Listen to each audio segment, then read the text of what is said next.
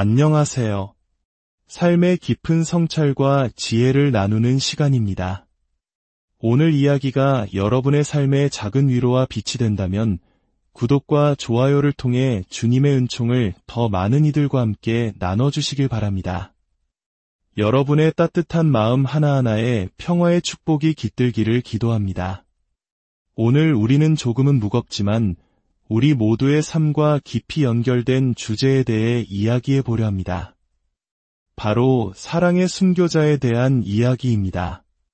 내가 당신을 사랑할게. 내가 당신을 고쳐줄게. 내가 아는 당신의 가장 좋은 모습으로 만들어줄게. 그러다 내가 죽는 한이 있더라도 혹시 이런 말을 하거나 들어보신 적이 있습니까? 이것이 바로 사랑의 순교자의 선언입니다. 이타적인 헌신처럼 들리지만 그 이면에는 자신과 상대방 모두를 파괴하는 깊은 아픔이 숨어 있습니다. 심리학에서는 이를 동반이존이라는 용어로 설명합니다. 처음 이 개념을 접했을 때 저는 마치 거대한 비밀을 발견한 듯한 충격을 받았습니다. 동반이존에 관한 이야기들이 우리 문화 속 특정 집단이 나누는 농담과 놀랍도록 똑같았기 때문입니다. 예를 들어 이런 농담이 있습니다. 전구 하나 가는데 한국 어머니가 몇 명이나 필요할까요? 정답은 이렇습니다. 아니다. 괜찮다. 나는 신경 쓰지 말아라. 나는 그냥 이렇게 어둠 속에서 지낼란다. 이 농담 속에 담긴 희생과 죄책감의 정서 익숙하지 않으신가요? 바로 이것이 동반이존의 한 단면입니다. 또 다른 이야기도 있습니다. 동반이존적인 사람이 죽기 직전 마지막으로 보는 광경이 무엇인지 아십니까? 바로 다른 사람의 인생이 주마등처럼 스쳐 지나가는 것입니다. 웃어넘기기엔 너무나 가슴 아픈 진실입니다. 동반이존이란 자신의 삶을 완전히 멈추고 타인의 삶에 모든 것을 거는 상태를 말합니다. 여보, 나는 당신을 위해 여기 있어요. 당신을 고쳐줄게요. 내 인생은 이제 당신의 것이에요. 나는 내 삶 같은 건 없어요. 아니, 가질 자격도 없어요. 당신을 돌봐야 하니까 내 인생은 보류 중이에요. 당신을 고치려다 죽어도 좋아요. 이것은 결코 과장이 아닙니다. 저는 수많은 사람들을 통해 이 고통이 얼마나 현실적인지 보아왔습니다. 누군가를 구원하겠다는 명분 아래 자신의 모든 삶을 저당 잡히고 결국 스스로 무너져 내리는 사람들. 그들의 사망진단서에는 어떤 사인이 적힐까요? 아마 과로나 스트레스 같은 단어들이 적히겠지만 진짜 사인은 다른 사람의 역기능으로부터 그를 구하려다 자신의 삶을 소진시켜 버린 소진일 것입니다. 이것은 농담이 아닙니다. 이 땅에서 살아가는 지옥, 그 자체입니다.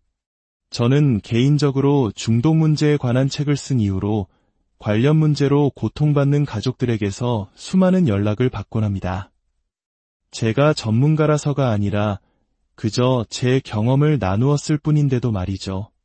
놀라운 사실은 제가 받는 전화의 80%는 중독자 본인이 아니라 그들의 가족, 친구, 배우자로부터 온다는 것입니다.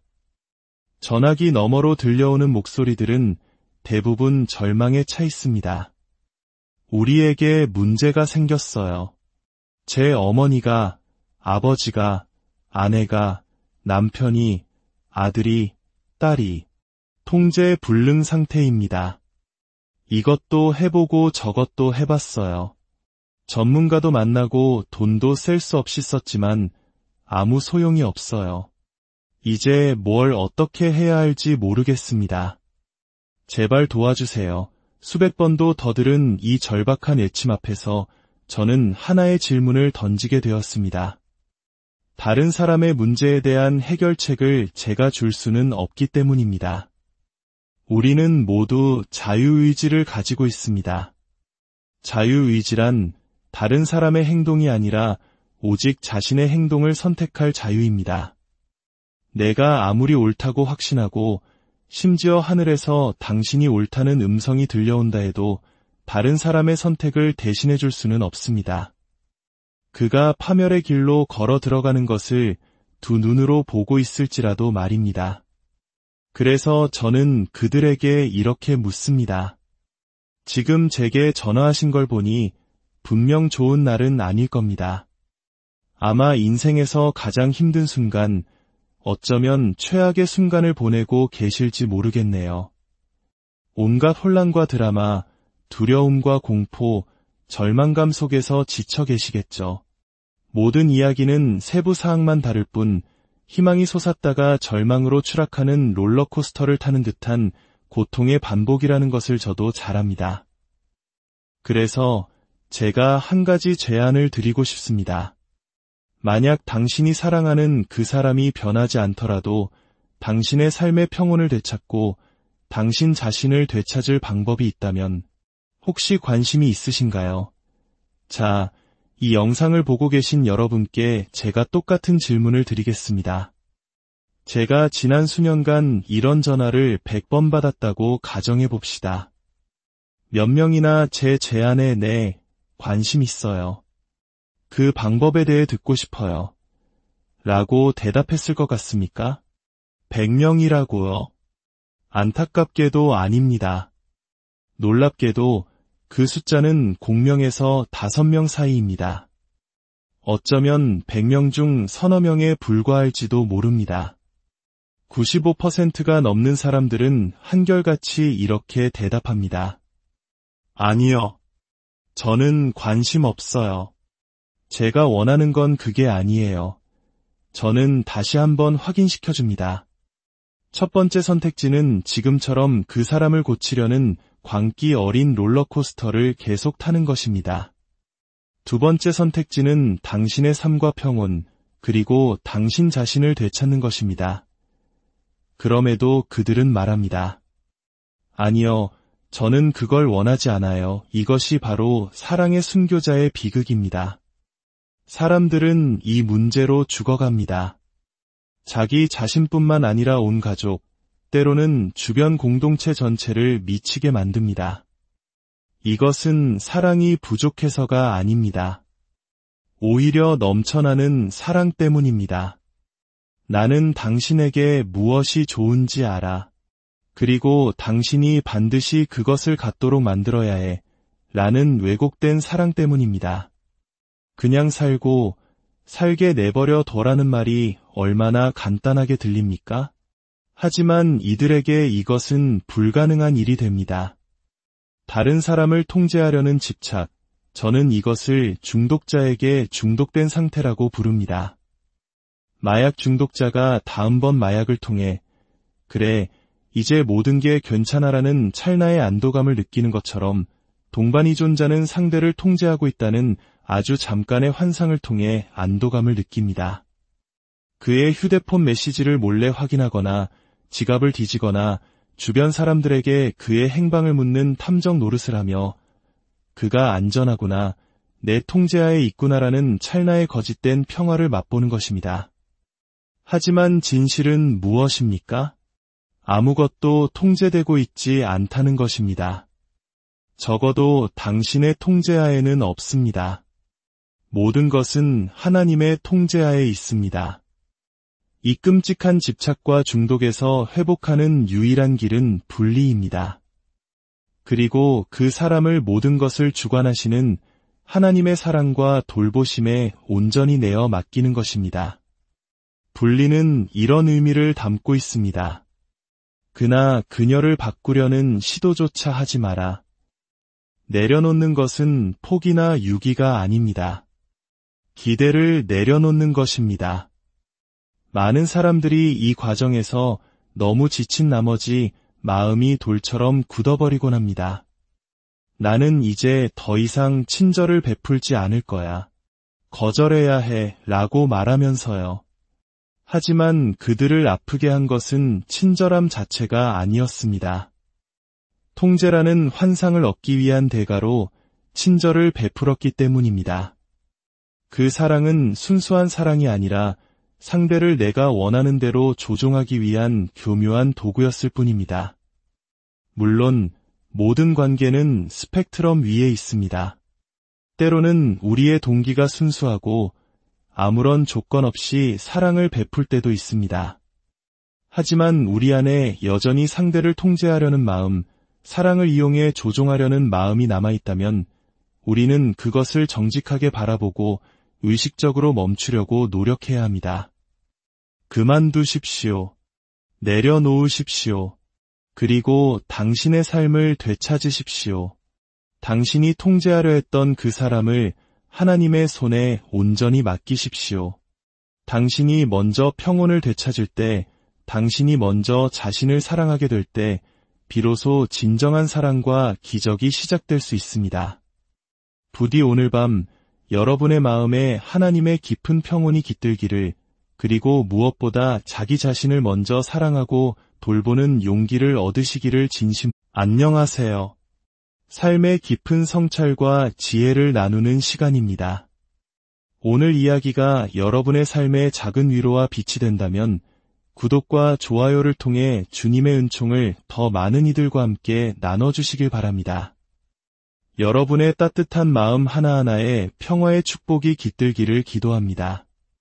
오늘 우리는 조금은 무겁지만 우리 모두의 삶과 깊이 연결된 주제에 대해 이야기해 보려 합니다. 바로 사랑의 순교자에 대한 이야기입니다. 내가 당신을 사랑할게. 내가 당신을 고쳐줄게. 내가 아는 당신의 가장 좋은 모습으로 만들어줄게. 그러다 내가 죽는 한이 있더라도 혹시 이런 말을 하거나 들어보신 적이 있습니까?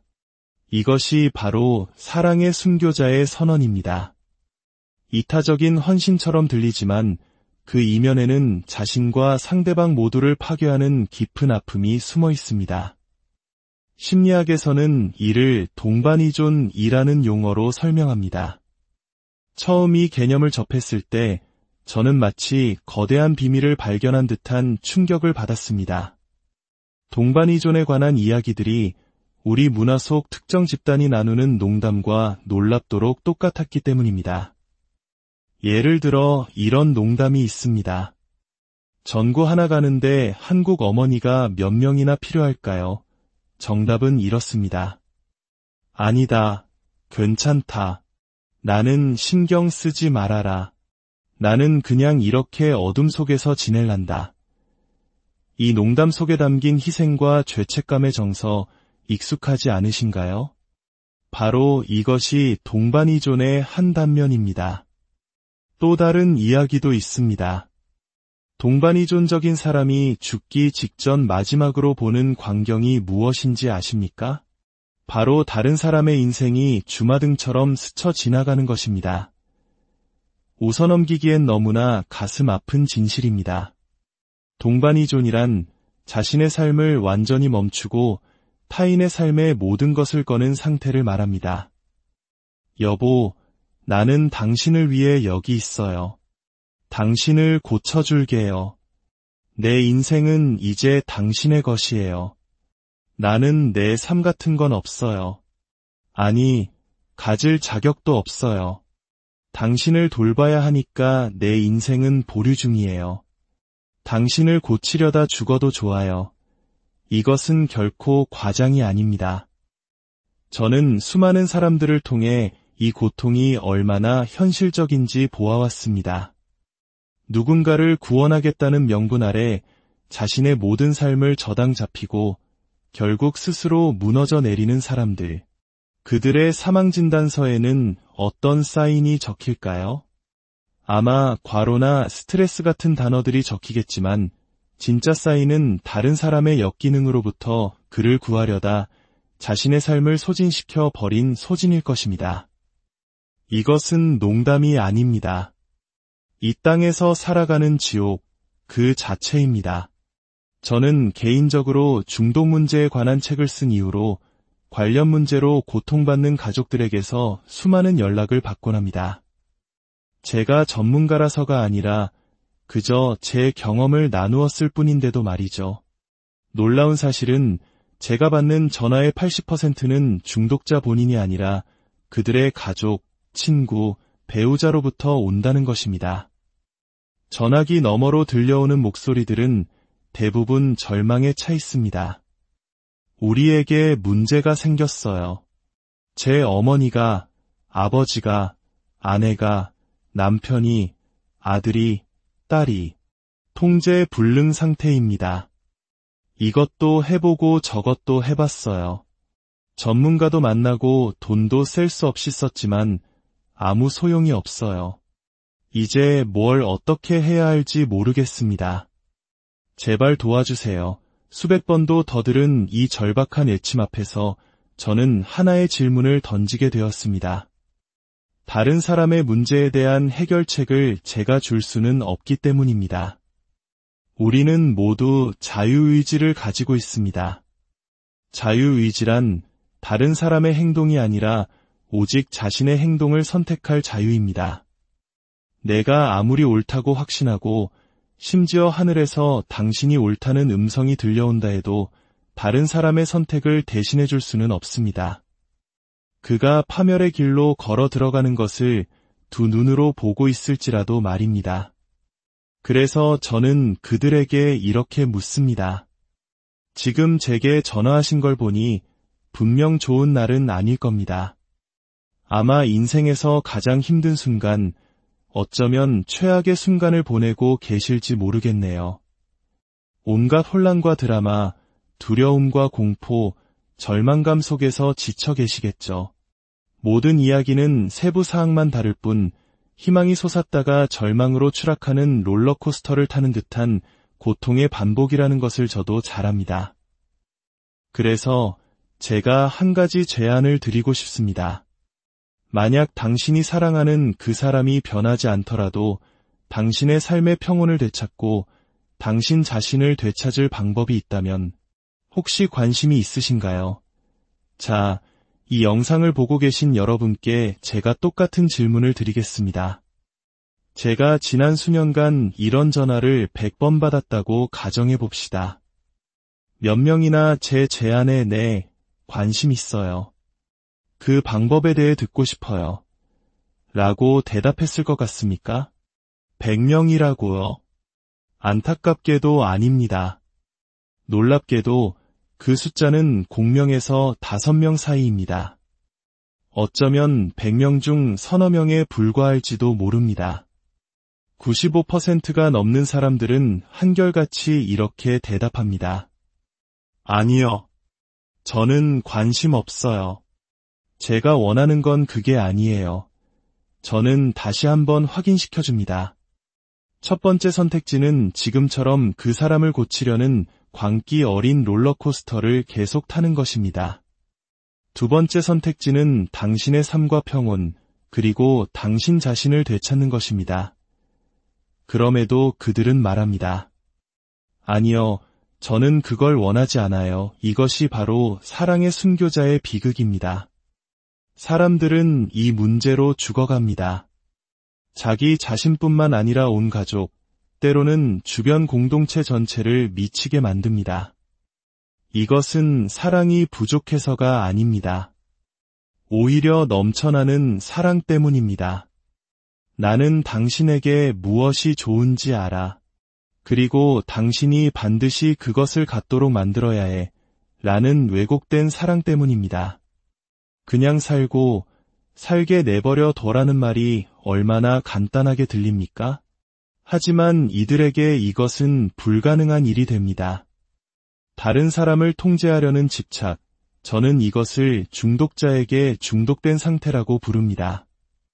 마약 중독자가 다음번 마약을 통해 그래, 이제 모든 게 괜찮아라는 찰나의 안도감을 느끼는 것처럼 동반이존자는 상대를 통제하고 있다는 아주 잠깐의 환상을 통해 안도감을 느낍니다.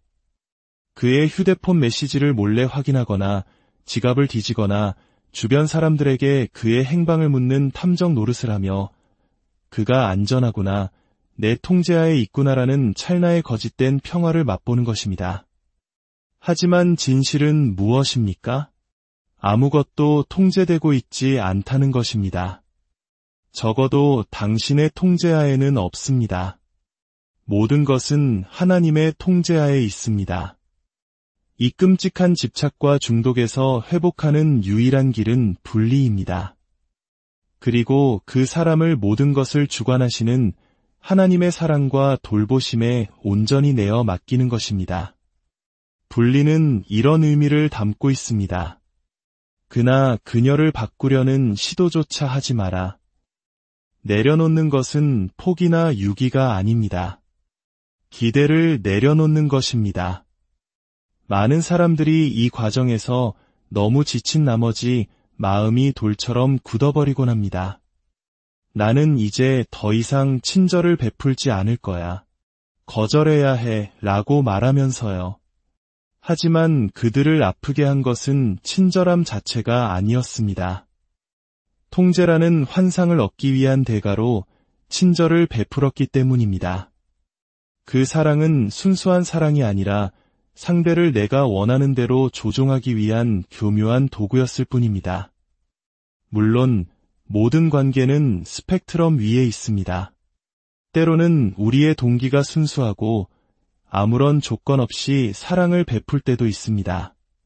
하지만 우리 안에 여전히 상대를 통제하려는 마음, 사랑을 이용해 조종하려는 마음이 남아있다면 우리는 그것을 정직하게 바라보고 의식적으로 멈추려고 노력해야 합니다. 그만두십시오. 내려놓으십시오. 그리고 당신의 삶을 되찾으십시오. 당신이 통제하려 했던 그 사람을 하나님의 손에 온전히 맡기십시오. 당신이 먼저 평온을 되찾을 때, 당신이 먼저 자신을 사랑하게 될 때, 비로소 진정한 사랑과 기적이 시작될 수 있습니다. 부디 오늘 밤 여러분의 마음에 하나님의 깊은 평온이 깃들기를, 그리고 무엇보다 자기 자신을 먼저 사랑하고 돌보는 용기를 얻으시기를 안녕하세요. 삶의 깊은 성찰과 지혜를 나누는 시간입니다. 오늘 이야기가 여러분의 삶에 작은 위로와 빛이 된다면 구독과 좋아요를 통해 주님의 은총을 더 많은 이들과 함께 나눠주시길 바랍니다. 여러분의 따뜻한 마음 하나하나에 평화의 축복이 깃들기를 기도합니다. 오늘 우리는 조금은 무겁지만 우리 모두의 삶과 깊이 연결된 주제에 대해 이야기해 보려 합니다. 바로 사랑의 순교자에 대한 이야기입니다. 내가 당신을 사랑할게. 내가 당신을 고쳐줄게. 내가 아는 당신의 가장 좋은 모습으로 만들어줄게. 그러다 내가 죽는 한이 있더라도 혹시 이런 말을 하거나 들어보신 적이 있습니까? 이것이 바로 사랑의 순교자의 선언입니다. 이타적인 헌신처럼 들리지만 그 이면에는 자신과 상대방 모두를 파괴하는 깊은 아픔이 숨어 있습니다. 심리학에서는 이를 동반이존이라는 용어로 설명합니다. 처음 이 개념을 접했을 때 저는 마치 거대한 비밀을 발견한 듯한 충격을 받았습니다. 동반이존에 관한 이야기들이 우리 문화 속 특정 집단이 나누는 농담과 놀랍도록 똑같았기 때문입니다. 예를 들어 이런 농담이 있습니다. 전구 하나 가는데 한국 어머니가 몇 명이나 필요할까요? 정답은 이렇습니다. 아니다. 괜찮다. 나는 신경 쓰지 말아라. 나는 그냥 이렇게 어둠 속에서 지낼란다. 이 농담 속에 담긴 희생과 죄책감의 정서 익숙하지 않으신가요? 바로 이것이 동반이존의 한 단면입니다. 또 다른 이야기도 있습니다.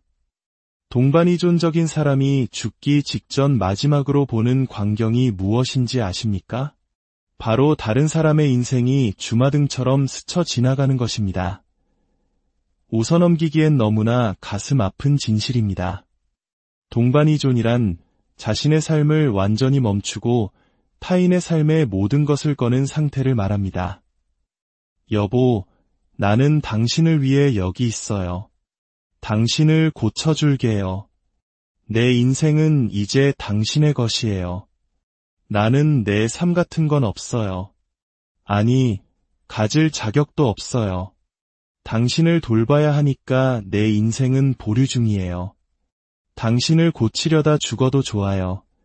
이것은 결코 과장이 아닙니다. 저는 수많은 사람들을 통해 이 고통이 얼마나 현실적인지 보아왔습니다.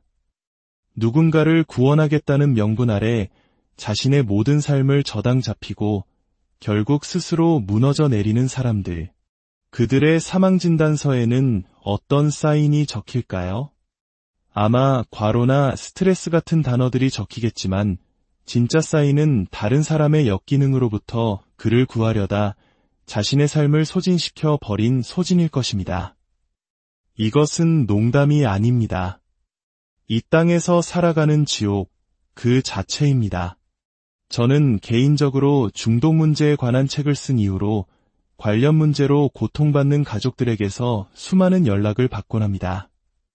제가 전문가라서가 아니라 그저 제 경험을 나누었을 뿐인데도 말이죠.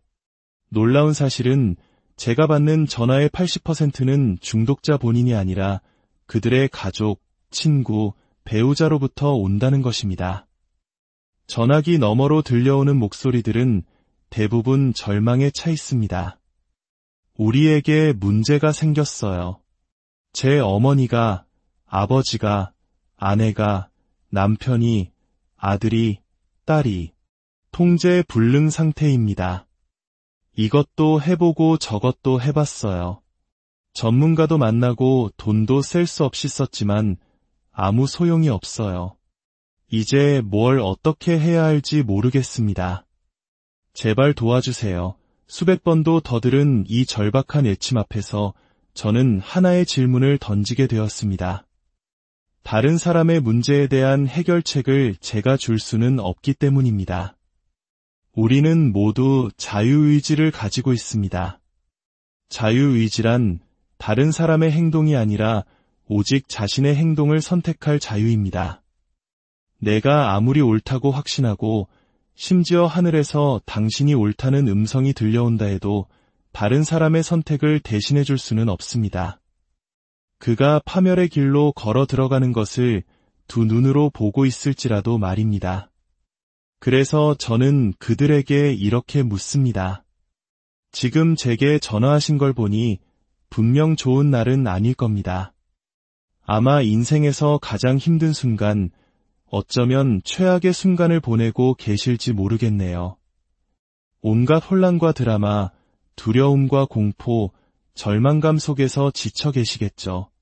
모든 이야기는 세부 사항만 다를 뿐 희망이 솟았다가 절망으로 추락하는 롤러코스터를 타는 듯한 고통의 반복이라는 것을 저도 잘 압니다. 그래서 제가 한 가지 제안을 드리고 싶습니다. 만약 당신이 사랑하는 그 사람이 변하지 않더라도 당신의 삶의 평온을 되찾고 당신 자신을 되찾을 방법이 있다면 혹시 관심이 있으신가요? 자, 이 영상을 보고 계신 여러분께 제가 똑같은 질문을 드리겠습니다. 제가 지난 수년간 이런 전화를 100번 받았다고 가정해 봅시다. 몇 명이나 제 제안에 네, 관심 있어요. 그 방법에 대해 듣고 싶어요. 라고 대답했을 것 같습니까? 100명이라고요. 안타깝게도 아닙니다. 놀랍게도 그 숫자는 공명에서 5명 사이입니다. 어쩌면 100명 중 서너 명에 불과할지도 모릅니다. 95%가 넘는 사람들은 한결같이 이렇게 대답합니다. 아니요. 저는 관심 없어요. 제가 원하는 건 그게 아니에요. 저는 다시 한번 확인시켜줍니다. 첫 번째 선택지는 지금처럼 그 사람을 고치려는 광기 어린 롤러코스터를 계속 타는 것입니다. 두 번째 선택지는 당신의 삶과 평온, 그리고 당신 자신을 되찾는 것입니다. 그럼에도 그들은 말합니다. 아니요, 저는 그걸 원하지 않아요. 이것이 바로 사랑의 순교자의 비극입니다. 사람들은 이 문제로 죽어갑니다. 자기 자신뿐만 아니라 온 가족, 때로는 주변 공동체 전체를 미치게 만듭니다. 이것은 사랑이 부족해서가 아닙니다. 오히려 넘쳐나는 사랑 때문입니다. 나는 당신에게 무엇이 좋은지 알아. 그리고 당신이 반드시 그것을 갖도록 만들어야 해. 라는 왜곡된 사랑 때문입니다. 그냥 살고 살게 내버려 둬라는 말이 얼마나 간단하게 들립니까? 하지만 이들에게 이것은 불가능한 일이 됩니다.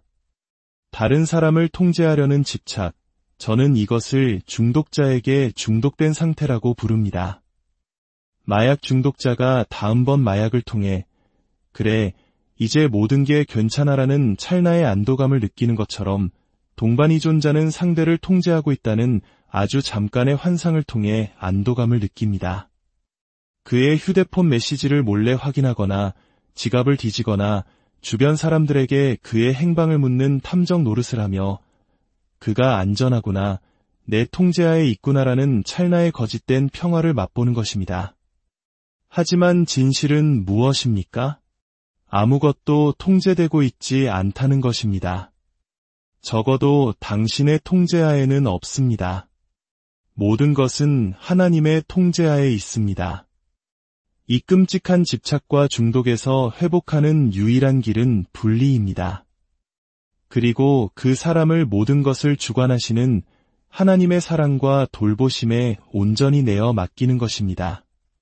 분리는 이런 의미를 담고 있습니다. 그나 그녀를 바꾸려는 시도조차 하지 마라. 내려놓는 것은 포기나 유기가 아닙니다. 기대를 내려놓는 것입니다. 많은 사람들이 이 과정에서 너무 지친 나머지 마음이 돌처럼 굳어버리곤 합니다. 나는 이제 더 이상 친절을 베풀지 않을 거야. 거절해야 해 라고 말하면서요. 하지만 그들을 아프게 한 것은 친절함 자체가 아니었습니다. 통제라는 환상을 얻기 위한 대가로 친절을 베풀었기 때문입니다. 그 사랑은 순수한 사랑이 아니라 상대를 내가 원하는 대로 조종하기 위한 교묘한 도구였을 뿐입니다. 물론 모든 관계는 스펙트럼 위에 있습니다.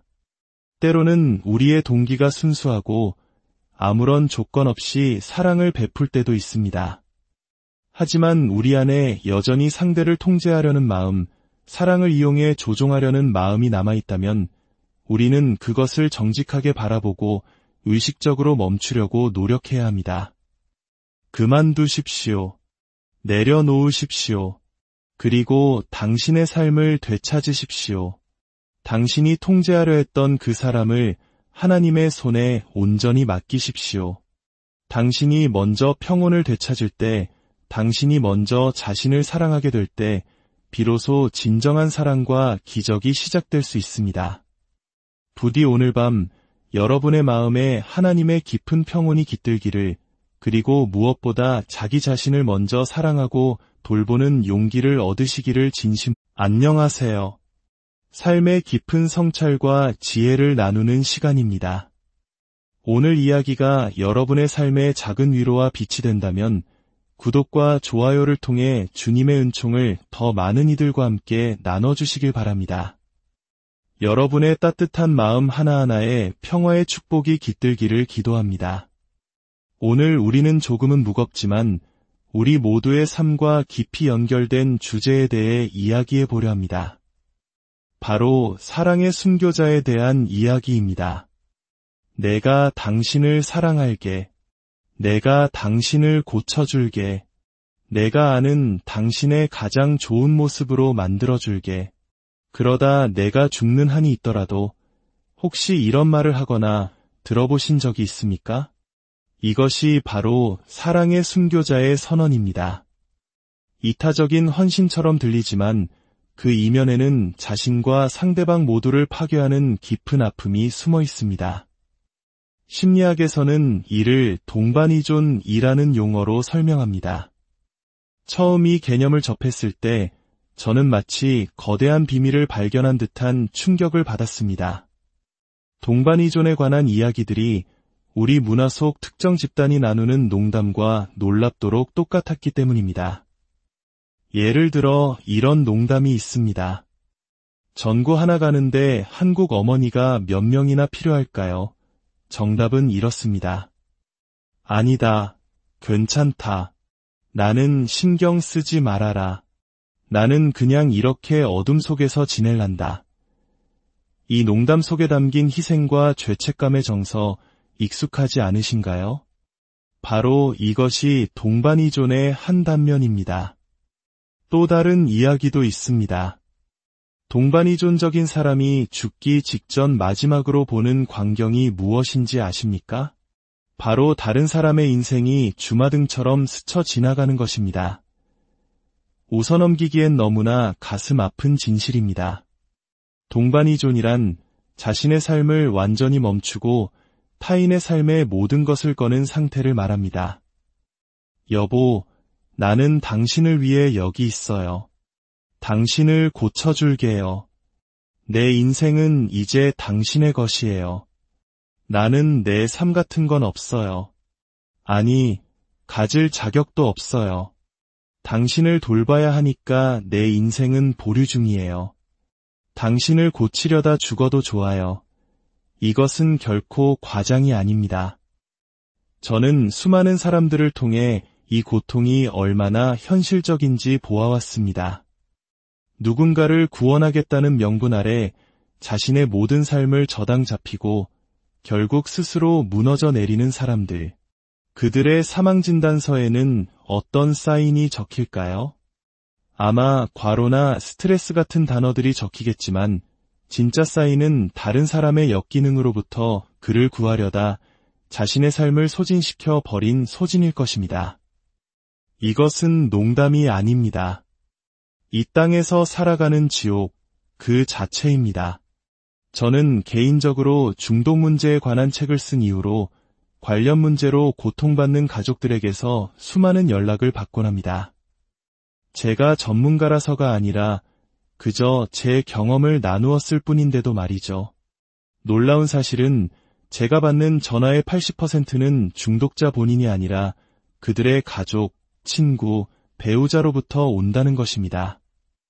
전화기 너머로 들려오는 목소리들은 대부분 절망에 차 있습니다. 우리에게 문제가 생겼어요. 제 어머니가, 아버지가, 아내가, 남편이, 아들이, 딸이 통제 불능 상태입니다. 이것도 해보고 저것도 해봤어요. 전문가도 만나고 돈도 셀 수 없이 썼지만 아무 소용이 없어요.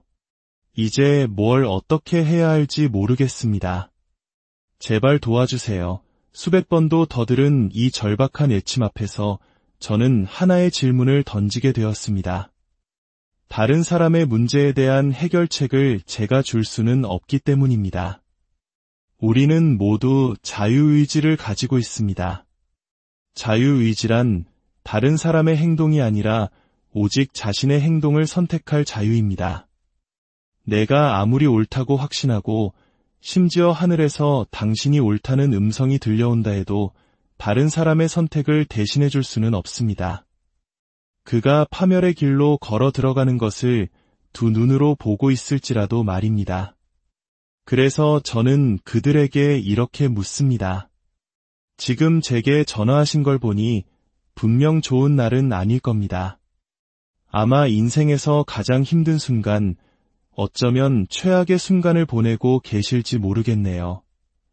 온갖 혼란과 드라마, 두려움과 공포, 절망감 속에서 지쳐 계시겠죠. 모든 이야기는 세부 사항만 다를 뿐 희망이 솟았다가 절망으로 추락하는 롤러코스터를 타는 듯한 고통의 반복이라는 것을 저도 잘 압니다. 그래서 제가 한 가지 제안을 드리고 싶습니다. 만약 당신이 사랑하는 그 사람이 변하지 않더라도 당신의 삶의 평온을 되찾고 당신 자신을 되찾을 방법이 있다면 혹시 관심이 있으신가요? 자, 이 영상을 보고 계신 여러분께 제가 똑같은 질문을 드리겠습니다. 제가 지난 수년간 이런 전화를 100번 받았다고 가정해 봅시다. 몇 명이나 제 제안에 네, 관심 있어요. 그 방법에 대해 듣고 싶어요. 라고 대답했을 것 같습니까? 100명이라고요? 안타깝게도 아닙니다. 놀랍게도 그 숫자는 공명에서 5명 사이입니다.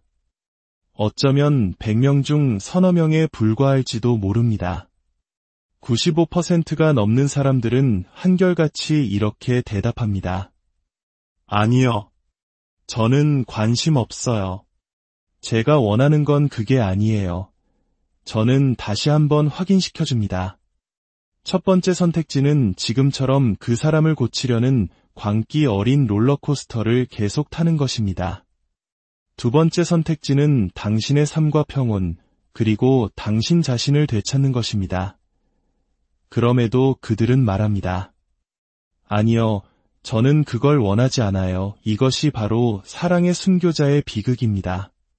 사람들은 이 문제로 죽어갑니다. 자기 자신뿐만 아니라 온 가족, 때로는 주변 공동체 전체를 미치게 만듭니다. 이것은 사랑이 부족해서가 아닙니다. 오히려 넘쳐나는 사랑 때문입니다. 나는 당신에게 무엇이 좋은지 알아. 그리고 당신이 반드시 그것을 갖도록 만들어야 해. 라는 왜곡된 사랑 때문입니다. 그냥 살게 내버려 둬라는 말이 얼마나 간단하게 들립니까? 하지만 이들에게 이것은 불가능한 일이 됩니다. 다른 사람을 통제하려는 집착, 저는 이것을 중독자에게 중독된 상태라고 부릅니다. 마약 중독자가 다음번 마약을 통해 그래, 이제 모든 게 괜찮아라는 찰나의 안도감을 느끼는 것처럼 동반이존자는 상대를 통제하고 있다는 아주 잠깐의 환상을 통해 안도감을 느낍니다. 그의 휴대폰 메시지를 몰래 확인하거나 지갑을 뒤지거나 주변 사람들에게 그의 행방을 묻는 탐정 노릇을 하며 그가 안전하구나, 내 통제하에 있구나라는 찰나의 거짓된 평화를 맛보는 것입니다. 하지만 진실은 무엇입니까? 아무것도 통제되고 있지 않다는 것입니다. 적어도 당신의 통제하에는 없습니다. 모든 것은 하나님의 통제하에 있습니다. 이 끔찍한 집착과 중독에서 회복하는 유일한 길은 분리입니다. 그리고 그 사람을 모든 것을 주관하시는 하나님의 사랑과 돌보심에 온전히 내어 맡기는 것입니다. 분리는 이런 의미를 담고 있습니다. 그나 그녀를 바꾸려는 시도조차 하지 마라. 내려놓는 것은 포기나 유기가 아닙니다. 기대를 내려놓는 것입니다. 많은 사람들이 이 과정에서 너무 지친 나머지 마음이 돌처럼 굳어버리곤 합니다. 나는 이제 더 이상 친절을 베풀지 않을 거야. 거절해야 해 라고 말하면서요. 하지만 그들을 아프게 한 것은 친절함 자체가 아니었습니다. 통제라는 환상을 얻기 위한 대가로 친절을 베풀었기 때문입니다. 그 사랑은 순수한 사랑이 아니라 상대를 내가 원하는 대로 조종하기 위한 교묘한 도구였을 뿐입니다. 물론 모든 관계는 스펙트럼 위에 있습니다. 때로는 우리의 동기가 순수하고 아무런 조건 없이 사랑을 베풀 때도 있습니다. 하지만 우리 안에 여전히 상대를 통제하려는 마음, 사랑을 이용해 조종하려는 마음이 남아있다면 우리는 그것을 정직하게 바라보고 의식적으로 멈추려고 노력해야 합니다. 그만두십시오. 내려놓으십시오. 그리고 당신의 삶을 되찾으십시오. 당신이 통제하려 했던 그 사람을 하나님의 손에 온전히 맡기십시오. 당신이 먼저 평온을 되찾을 때, 당신이 먼저 자신을 사랑하게 될 때, 비로소 진정한 사랑과 기적이 시작될 수 있습니다. 부디 오늘 밤 여러분의 마음에 하나님의 깊은 평온이 깃들기를, 그리고 무엇보다 자기 자신을 먼저 사랑하고 돌보는 용기를 얻으시기를 안녕하세요. 삶의 깊은 성찰과 지혜를 나누는 시간입니다. 오늘 이야기가 여러분의 삶의 작은 위로와 빛이 된다면 구독과 좋아요를 통해 주님의 은총을 더 많은 이들과 함께 나눠주시길 바랍니다. 여러분의 따뜻한 마음 하나하나에 평화의 축복이 깃들기를 기도합니다. 오늘 우리는 조금은 무겁지만 우리 모두의 삶과 깊이 연결된 주제에 대해 이야기해 보려 합니다. 바로 사랑의 순교자에 대한 이야기입니다. 내가 당신을 사랑할게. 내가 당신을 고쳐줄게. 내가 아는 당신의 가장 좋은 모습으로 만들어줄게. 그러다 내가 죽는 한이 있더라도 혹시 이런 말을 하거나 들어보신 적이 있습니까? 이것이 바로 사랑의 순교자의 선언입니다. 이타적인 헌신처럼 들리지만 그 이면에는 자신과 상대방 모두를 파괴하는 깊은 아픔이 숨어 있습니다. 심리학에서는 이를 동반이존이라는 용어로 설명합니다. 처음 이 개념을 접했을 때 저는 마치 거대한 비밀을 발견한 듯한 충격을 받았습니다. 동반이존에 관한 이야기들이 우리 문화 속 특정 집단이 나누는 농담과 놀랍도록 똑같았기 때문입니다. 예를 들어 이런 농담이 있습니다.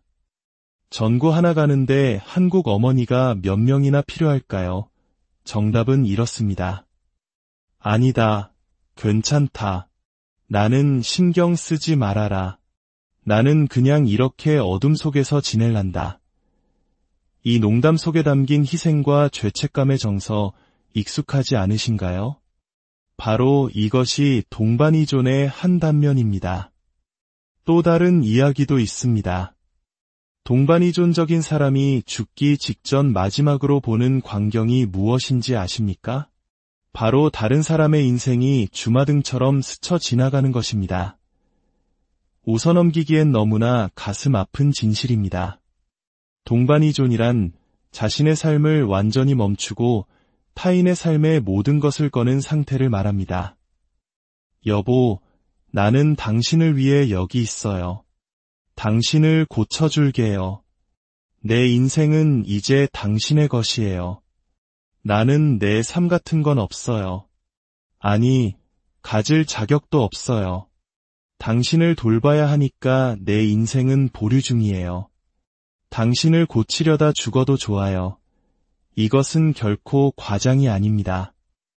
저는 수많은 사람들을 통해 이 고통이 얼마나 현실적인지 보아왔습니다. 누군가를 구원하겠다는 명분 아래 자신의 모든 삶을 저당 잡히고 결국 스스로 무너져 내리는 사람들. 그들의 사망진단서에는 어떤 사인이 적힐까요? 아마 과로나 스트레스 같은 단어들이 적히겠지만 진짜 사인은 다른 사람의 역기능으로부터 그를 구하려다 자신의 삶을 소진시켜 버린 소진일 것입니다. 이것은 농담이 아닙니다. 이 땅에서 살아가는 지옥 그 자체입니다. 저는 개인적으로 중독 문제에 관한 책을 쓴 이후로 관련 문제로 고통받는 가족들에게서 수많은 연락을 받곤 합니다. 제가 전문가라서가 아니라 그저 제 경험을 나누었을 뿐인데도 말이죠. 놀라운 사실은 제가 받는 전화의 80%는 중독자 본인이 아니라 그들의 가족, 친구, 배우자로부터 온다는 것입니다. 전화기 너머로 들려오는 목소리들은 대부분 절망에 차 있습니다. 우리에게 문제가 생겼어요. 제 어머니가, 아버지가, 아내가, 남편이, 아들이, 딸이 통제 불능 상태입니다. 이것도 해보고 저것도 해봤어요. 전문가도 만나고 돈도 셀 수 없이 썼지만 아무 소용이 없어요. 이제 뭘 어떻게 해야 할지 모르겠습니다. 제발 도와주세요. 수백 번도 더 들은 이 절박한 외침 앞에서 저는 하나의 질문을 던지게 되었습니다. 다른 사람의 문제에 대한 해결책을 제가 줄 수는 없기 때문입니다. 우리는 모두 자유의지를 가지고 있습니다. 자유의지란 다른 사람의 행동이 아니라 오직 자신의 행동을 선택할 자유입니다. 내가 아무리 옳다고 확신하고 심지어 하늘에서 당신이 옳다는 음성이 들려온다 해도 다른 사람의 선택을 대신해 줄 수는 없습니다. 그가 파멸의 길로 걸어 들어가는 것을 두 눈으로 보고 있을지라도 말입니다. 그래서 저는 그들에게 이렇게 묻습니다. 지금 제게 전화하신 걸 보니 분명 좋은 날은 아닐 겁니다. 아마 인생에서 가장 힘든 순간, 어쩌면 최악의 순간을 보내고 계실지 모르겠네요. 온갖 혼란과 드라마, 두려움과 공포, 절망감 속에서 지쳐 계시겠죠. 모든 이야기는 세부 사항만 다를 뿐 희망이 솟았다가 절망으로 추락하는 롤러코스터를 타는 듯한 고통의 반복이라는 것을 저도 잘 압니다. 그래서 제가 한 가지 제안을 드리고 싶습니다. 만약 당신이 사랑하는 그 사람이 변하지 않더라도 당신의 삶의 평온을 되찾고 당신 자신을 되찾을 방법이 있다면 혹시 관심이 있으신가요? 자, 이 영상을 보고 계신 여러분께 제가 똑같은 질문을 드리겠습니다. 제가 지난 수년간 이런 전화를 100번 받았다고 가정해 봅시다. 몇 명이나 제 제안에 네, 관심 있어요. 그 방법에 대해 듣고 싶어요. 라고 대답했을 것 같습니까? 100명이라고요. 안타깝게도 아닙니다. 놀랍게도 그 숫자는 공명에서 5명 사이입니다. 어쩌면 100명 중 서너 명에 불과할지도 모릅니다. 95%가 넘는 사람들은 한결같이 이렇게 대답합니다. 아니요. 저는 관심 없어요. 제가 원하는 건 그게 아니에요. 저는 다시 한번 확인시켜줍니다. 첫 번째 선택지는 지금처럼 그 사람을 고치려는 광기 어린 롤러코스터를 계속 타는 것입니다. 두 번째 선택지는 당신의 삶과 평온, 그리고 당신 자신을 되찾는 것입니다. 그럼에도 그들은 말합니다. 아니요, 저는 그걸 원하지 않아요. 이것이 바로 사랑의 순교자의 비극입니다. 사람들은 이 문제로 죽어갑니다. 자기 자신뿐만 아니라 온 가족, 때로는 주변 공동체 전체를 미치게 만듭니다.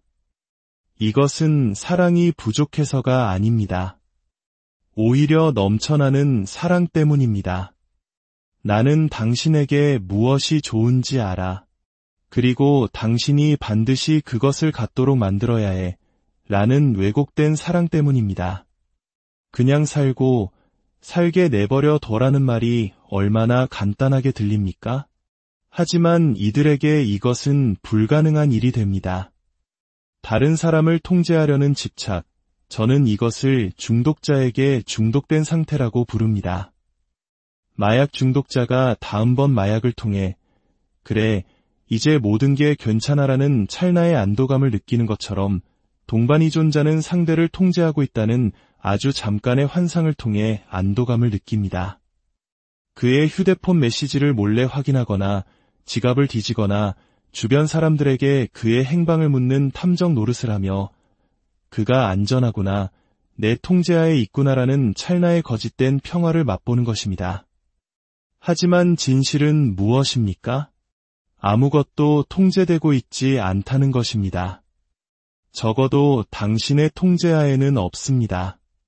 모든 것은 하나님의 통제하에 있습니다.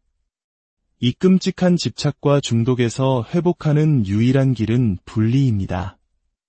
그리고 그 사람을 모든 것을 주관하시는 하나님의 사랑과 돌보심에 온전히 내어 맡기는 것입니다. 분리는 이런 의미를 담고 있습니다. 그나 그녀를 바꾸려는 시도조차 하지 마라. 내려놓는 것은 포기나 유기가 아닙니다. 기대를 내려놓는 것입니다. 많은 사람들이 이 과정에서 너무 지친 나머지 마음이 돌처럼 굳어버리곤 합니다. 나는 이제 더 이상 친절을 베풀지 않을 거야.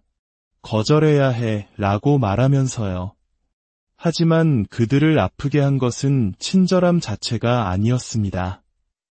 통제라는 환상을 얻기 위한 대가로 친절을 베풀었기 때문입니다.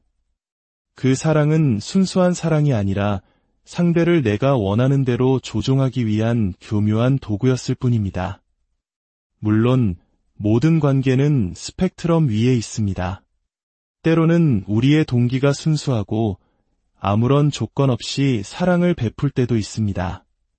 하지만 우리 안에 여전히 상대를 통제하려는 마음, 사랑을 이용해 조종하려는 마음이 남아있다면 우리는 그것을 정직하게 바라보고 의식적으로 멈추려고 노력해야 합니다.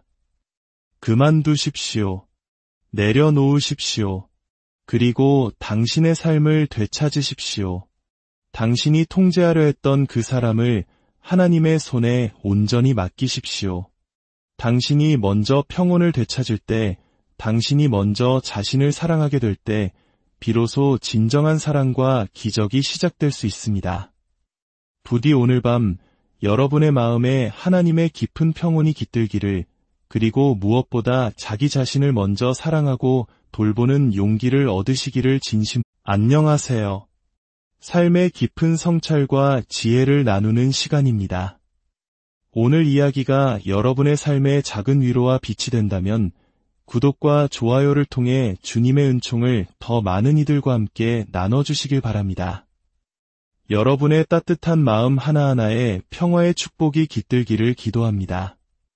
오늘 우리는 조금은 무겁지만 우리 모두의 삶과 깊이 연결된 주제에 대해 이야기해 보려 합니다. 바로 사랑의 순교자에 대한 이야기입니다. 내가 당신을 사랑할게. 내가 당신을 고쳐줄게. 내가 아는 당신의 가장 좋은 모습으로 만들어줄게. 그러다 내가 죽는 한이 있더라도 혹시 이런 말을 하거나 들어보신 적이 있습니까? 이것이 바로 사랑의 순교자의 선언입니다. 이타적인 헌신처럼 들리지만 그 이면에는 자신과 상대방 모두를 파괴하는 깊은 아픔이 숨어 있습니다. 심리학에서는 이를 동반이존이라는 용어로 설명합니다. 처음 이 개념을 접했을 때 저는 마치 거대한 비밀을 발견한 듯한 충격을 받았습니다. 동반이존에 관한 이야기들이 우리 문화 속 특정 집단이 나누는 농담과 놀랍도록 똑같았기 때문입니다. 예를 들어 이런 농담이 있습니다. 전구 하나 가는데 한국 어머니가 몇 명이나 필요할까요? 정답은 이렇습니다. 아니다. 괜찮다. 나는 신경 쓰지 말아라. 나는 그냥 이렇게 어둠 속에서 지낼란다. 이 농담 속에 담긴 희생과 죄책감의 정서 익숙하지 않으신가요? 바로 이것이 동반이존의 한 단면입니다. 또 다른 이야기도 있습니다. 동반이존적인 사람이 죽기 직전 마지막으로 보는 광경이 무엇인지 아십니까? 바로 다른 사람의 인생이 주마등처럼 스쳐 지나가는 것입니다. 웃어넘기기엔 너무나 가슴 아픈 진실입니다. 동반이존이란 자신의 삶을 완전히 멈추고 타인의 삶에 모든 것을 거는 상태를 말합니다. 여보, 나는 당신을 위해 여기 있어요. 당신을 고쳐줄게요. 내 인생은 이제 당신의 것이에요. 나는 내 삶 같은 건 없어요. 아니, 가질 자격도 없어요. 당신을 돌봐야 하니까 내 인생은 보류 중이에요. 당신을 고치려다 죽어도 좋아요. 이것은 결코 과장이 아닙니다. 저는 수많은 사람들을 통해 이 고통이 얼마나 현실적인지 보아왔습니다. 누군가를 구원하겠다는 명분 아래 자신의 모든 삶을 저당 잡히고 결국 스스로 무너져 내리는 사람들. 그들의 사망진단서에는 어떤 사인이 적힐까요? 아마 과로나 스트레스 같은 단어들이 적히겠지만 진짜 사인은 다른 사람의 역기능으로부터 그를 구하려다 자신의 삶을 소진시켜 버린 소진일 것입니다. 이것은 농담이 아닙니다. 이 땅에서 살아가는 지옥, 그 자체입니다.